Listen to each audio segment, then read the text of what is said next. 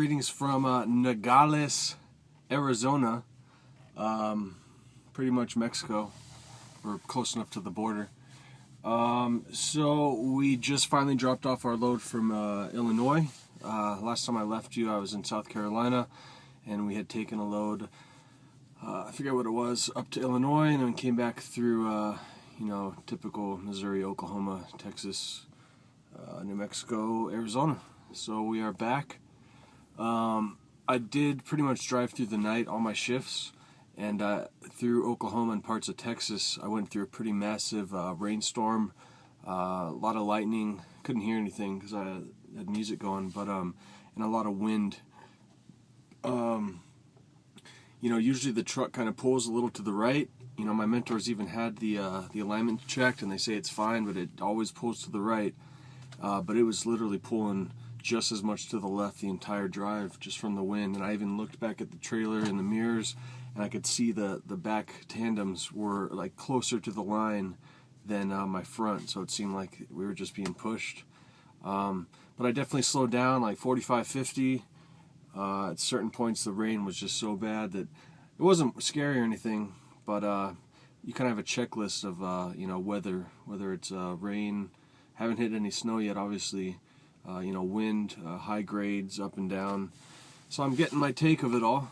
And right when we got into New Mexico from northern Texas, under the Panhandle, I thought we'd have to stop at a rest stop, but then way off in the distance I saw a bright light, and I knew it was a truck stop, and it wasn't a typical Pilot, Petro, Flying J, TA, Loves. It was actually like a privately owned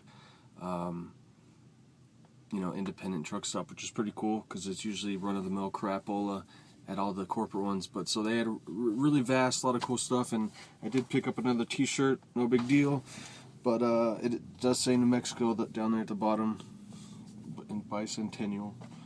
But so that's my third shirt of the trip: Tennessee, New Mexico, my two favorite states so far, and then that SWFT one I was wearing the last video.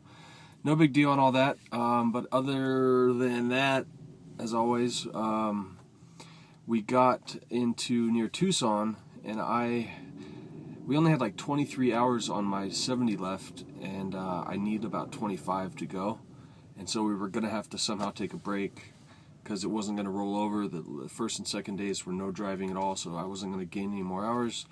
And so my mentor threw it at me that we're going to have to take some time off. So he's like, well, you can either stay in the truck for a few days, you can come back to Yuma, which I've already been twice, to his house, and just kind of hang out, drink some beer, watch some football, be a regular American on a Sunday. And I kind of was like, give me a second, I'll think about it. And then I remember my buddy Paulie Stu, who lives in Tempe, right outside Phoenix. And so I hit him up, and it kind of worked out where we met him halfway from Tucson to Phoenix at Casa Grande. He picked me up, we went back, got some dinner, watched the ASU game. He worked the next day till 3, so I pretty much just slept in and then hung out and watched football. The Chargers won, the Cardinals won, I think the Seahawks won, which is my other team. I lived in Seattle for 2 years. So it was a good day as far as football. We watched the Breaking Bad finale, as everyone has. I've missed some episodes, definitely, but it was good to kind of see how it ended. And now we finally wrapped it all up. My mentor picked me up at about 10 this morning. And we got down here from Phoenix to Nogales. We dropped it off. We didn't know where we were going next. We got a load offer to Massachusetts, which is way too many hours when I only have 25 left. That's only like 2.5 shifts. So now we just found out we're going back to Texas. It's about 900 miles, so it'll be a shift each. And then a shift each back to Arizona, and then one more to California, which should wrap up the ending remainder of my hours. So I'm pretty much going to be done by probably Thursday, no later than Thursday, back in Fontana at the terminal. So one other thing, we did go through Springfield, Missouri one more time, and the first time we were there, they had these really nice thumpers. Thumpers are what you hit the tires with at the end of each drive to make sure they're not flat. They give a good resonance and all that.